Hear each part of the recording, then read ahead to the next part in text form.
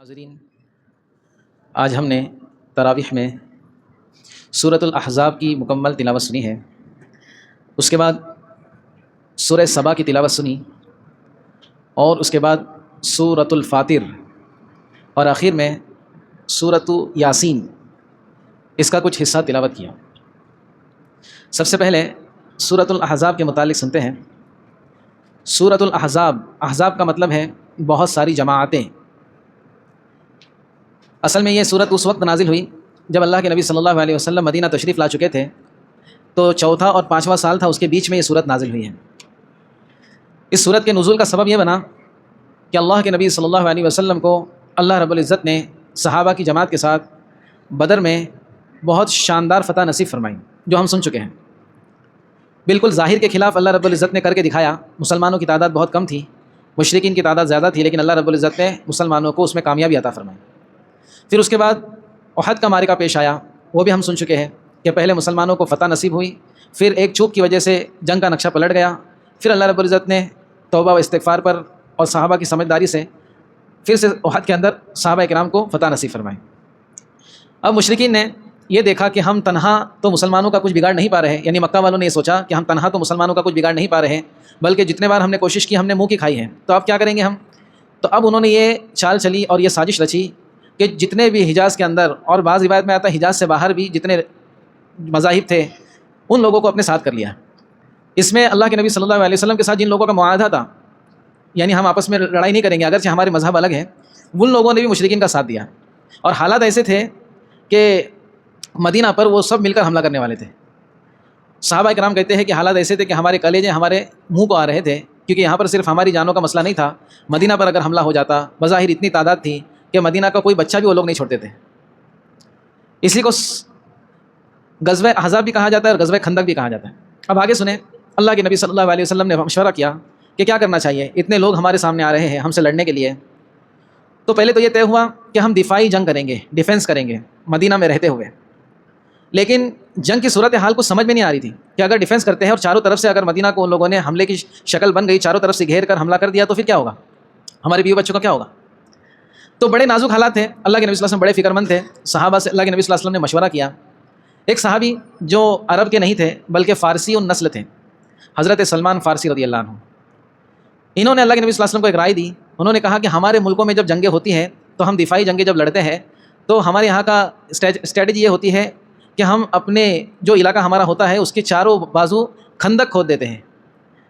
جیسے خندق سمجھنے کے لیے ہم یہ سمجھے کہ جیسے چھوٹی چھوٹی گٹر ہوتی ہے، ویسی بڑی والی گٹر کھودتے ہیں ایک دم، جو بمبئی میں ہوتی ہے، ایک ایک 1.5 مالے کی۔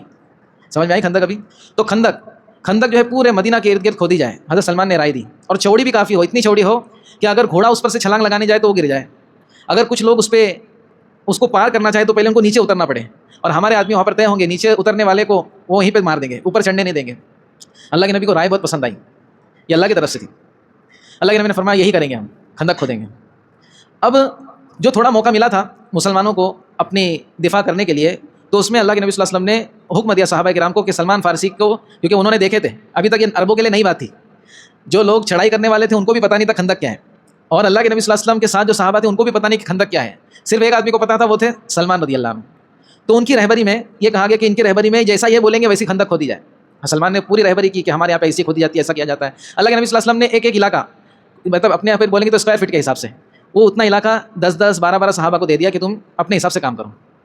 اب جو ہے بہت جانفشانی کے ساتھ خندق کھودی جا رہی ہے۔ اب اللہ کے نبی صلی اللہ علیہ وسلم کے پاس صحابہ کرام آئے، بولے پوری خندق لگ بھگ کھودی گئی، بہت محنت کی صحابہ نے، ایک حصہ ٹوٹ نہیں رہا ہے، اگر وہ حصہ رہ گیا تو پھر دشمن وہاں سے آ جائیں گے۔ تو اللہ کے نبی نے فرمایا چلو، تو وہاں پر ایک چٹان آ گئی تھی جس کی وجہ سے ٹوٹ نہیں رہی تھی۔ اللہ کے نبی صلی اللہ علیہ وسلم نے پانی منگوایا، اس پر دم کیا اور وہ پانی اس پر ڈالا، اور اللہ کے نبی صلی اللہ علیہ وسلم نے خود اس پر جو ہے ہتھیار چلایا زمین پر، تو وہ جو ہے نا زمین ٹوٹنے لگی، وہ جو کیا بولتے کیا چٹان ٹوٹنے لگی، چٹان جو بیچ میں آئی تھی، پتھر آیا تھا بڑا، وہ ٹوٹنے لگا۔ اب ٹوٹنے لگا تو اللہ کے نبی صلی اللہ علیہ وسلم نے اسی وقت خوشخبری سنائی کہ قیصر اور کسریٰ، اس کے محلات جو ہے یہ تم ان کو فتح کرو گے، قیصر اور کسریٰ کی شہزادیاں تمہاری باندھی بنیں گی، قیصر اور کسریٰ جو ہار پہنتے ہیں سونے کے چاندی کے زیورات کے، وہ تمہارے قدموں میں ہوں گے۔ اللہ کے نبی صلی اللہ علیہ وسلم خوشخبری سنا رہے، اس کے اندر اللہ کے نبی جو چنگاری نکلتی اس میں اللہ کے نبی کو دکھ رہا ہے، اللہ رب دکھا رہے ہیں، اور اللہ کے نبی صحابہ کو بتا رہے ہیں۔ منافقین سوچ رہے ہیں حالات تو ایسے ہے کہ خندق کھودنے کی ضرورت پڑ رہی ہے اور بڑے بڑے خواب دیکھ رہے ہیں، منافق جو ہوتا ہے نا دوستو، جس کا اللہ اس کے رسول پر یقین نہیں ہوتا، وہ صرف ظاہر جانتا ہے، اور ایمان والا جو ہوتا ہے وہ حالات کیسے بھی ہو یقین کرتا ہے۔ لہٰذا خندق کھودی گئی۔ جب مشرکین اور جو سب مل کر کے مدینہ پر حملہ کرنے کے لیے آئے تھے، آ کر کے دیکھے تو بولے تو کوئی الگ ہی بات ہو گئی، یہاں پہ یہ کیا ہو گیا، یہاں پہ تو عجیب ہی کچھ ہے۔ اب جو لوگ وہ سوچ کے آئے تھے، جتنی بھی ان کی پلاننگ تھی، وہ سب دھری کی دھری رہ گئی۔ اب ان کو نئی پلاننگ کرنی تھی، کھندق کو پار کیسا کریں گے۔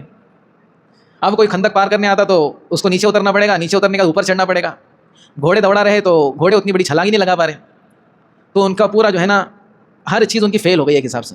اب انہوں نے کیا کیا، اب بولے اب آئے ہیں تو کام پورا کر کے جائیں گے، سوچتے ہیں کیا کرنا ہے۔ انہوں نے مدینہ کے ارد گرد اپنے خیمے لگائے، یہ سوچ کر کے کہ کچھ نہ کچھ موقع ملے اور ہم مدینہ پہ حملہ کریں، لیکن موقع نہیں ملا۔ اب اللہ کے نبی صلی اللہ علیہ وسلم نے صحابہ کرام کو ایک دعا سکھائی۔ صحابہ پھر بھی ڈر رہے تھے کہ خندق ہے ٹھیک ہے، لیکن مجمع اتنا ہے، احزاب یعنی بہت سارے گروپس، بہت ساری جماعتیں ہم پر چڑھائی کرنے آئی ہیں، تو مجمع اتنا ہے کہ صحابہ کہتے ہیں کہ ہمارے کلیجے ہمارے منہ کو آ رہے تھے۔ اللہ کے نبی نے ایک دعا تعلیم فرمائی، یہ دعا پڑھو، اللہم استر عوراتنا وآمن روعاتنا۔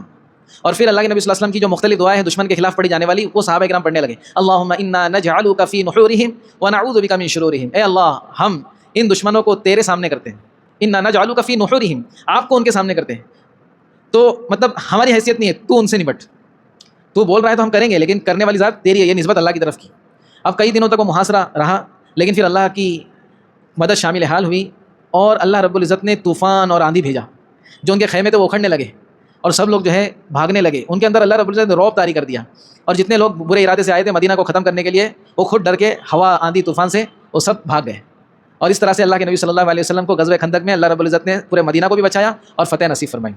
بہرحال تو اس صورت کے اندر اس کے احوال کو، اس کے حالات کو بتایا گیا ہے، لیکن یہاں پر ایک غور کرنے کی بات یہ ہے کہ اللہ پہ یقین کے ساتھ ساتھ ہمارے پاس حسن تدبیر بھی ہونا چاہیے، کچھ پلاننگ بھی ہونا چاہیے، جیسے سلمان فارسی رضی اللہ عنہ نے ایک پلاننگ کے تحت اس جنگ کو شکست کو فتح میں تبدیل کر دیا۔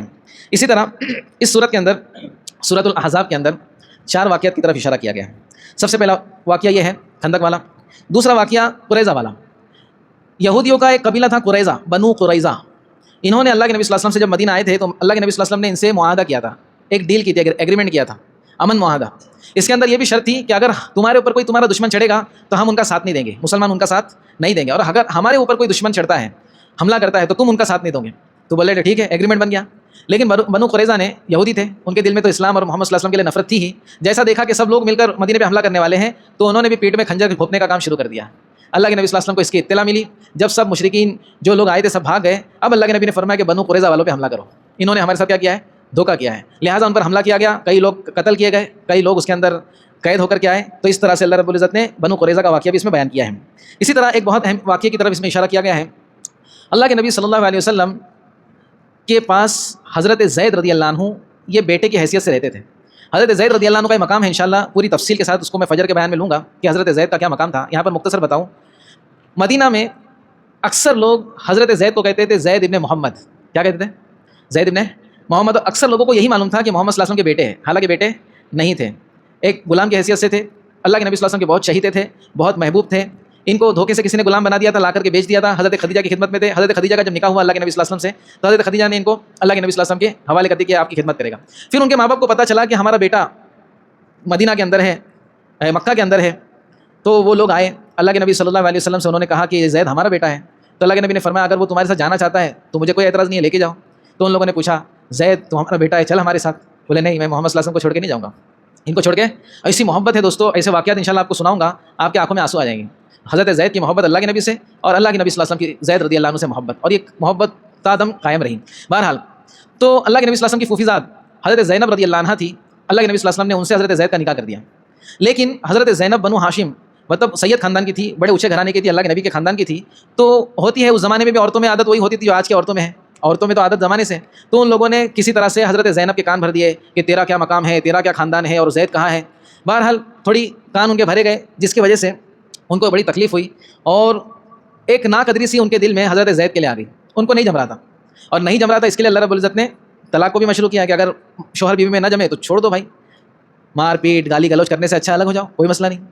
تو حضرت زید رضی اللہ عنہ نے پہلے تو بہت برداشت کیا اللہ کے نبی صلی اللہ علیہ وسلم کے بولنے پر، لیکن جب برداشت سے باہر ہو گیا تو پھر اللہ کے نبی صلی اللہ علیہ وسلم کے مشورے سے انہوں نے حضرت زینب کو طلاق دے دی۔ اب طلاق دے دی، اب مشرکین کے درمیان یہ بات عام تھی کہ منہ بولا جو بیٹا ہوتا ہے وہ بالکل حقیقی بیٹے کی طرح ہوتا ہے۔ اللہ کے نبی صلی اللہ علیہ وسلم کے متبنہ تھے، منہ بولے بیٹے کو عربی میں کہتے ہیں متبنہ، تو حضرت زید متبنہ تھے۔ تو یہ جو غلط عقیدہ ہے کہ منہ بولے بیٹے کی بیوی کے ساتھ نکاح نہیں کیا جا سکتا، جیسے بیٹے کی بیوی سے نکاح نہیں کیا جا سکتا، اسی طرح ان کا ماننا یہ تھا کہ منہ بولا بیٹا بھی وراثت میں شریک ہو جاتا ہے، جیسا حقیقی بیٹا ہوتا ہے ویسے ہی ہوتا ہے۔ تو یہ چیز کو ختم کرنے کے لیے اللہ رب العزت نے اللہ کے نبی صلی اللہ علیہ وسلم کو حکم دیا کہ اب آپ زینب سے نکاح کریں گے۔ اس میں دو چیزیں ہیں، ایک تو جو زینب کا دل ٹوٹا ہے، جو اس کو تکلیف ہوئی ہے، اس کی بھرپائی بھی ہو جائے گی، جب آپ سے نکاح ہوگا تو وہ خوش ہو جائے گی۔ دوسرا یہ کہ ایک غلط رواج جو مشرکین میں عام ہے وہ ختم ہو جائے گا۔ لہٰذا حضرت زید کی قدر و قیمت اس بات سے سمجھ میں آتی ہے کہ پورے قرآن میں صرف ایک صحابی کا نام آیا ہے اور وہ ہے حضرت زید رضی اللہ عنہ۔ تو سوچو کتنا مرتبہ ہوگا، کیونکہ اللہ کے نبی کے بہت شہید تھے یہ۔ بہرحال حضرت زید نے دوسرا نکاح کر لیا، اب اللہ کے نبی صلی اللہ علیہ وسلم نے حضرت زینب سے نکاح کر لیا، اور اس طرح سے ایک بہت بڑا غلط رواج تھا وہ ختم ہو گیا۔ ختم ہونے کے لیے اللہ کے نبی صلی اللہ علیہ وسلم کی ذات کو اللہ رب العزت نے قبول کیا، اور یہ نکاح جو ہوا یہ آسمانوں میں ہوا ہے۔ حضرت زینب رضی اللہ عنہ کو جب اللہ کے نبی صلی اللہ علیہ وسلم نے نکاح کی پیشکش کی تو انہوں نے کہا کہ میں اللہ پر چھوڑتی ہوں، تو اللہ رب العزت نے خود آسمانوں میں ان کا نکاح ہوا ہے۔ اس میں بہت سارے اقوال ہیں، میں بتاؤں گا کہ آسمانوں میں نکاح کیسا ہوا، بہت مبارک نکاح تھا یہ۔ پھر اللہ کے نبی صلی اللہ علیہ وسلم نے ایک بہت بڑا ولیمہ کیا اس نکاح کے متعلق، سب سے بڑا ولیمہ جو ہے حضرت زینب کا ہوا ہے، لیکن اس کے اندر بھی ایک خیر تھی۔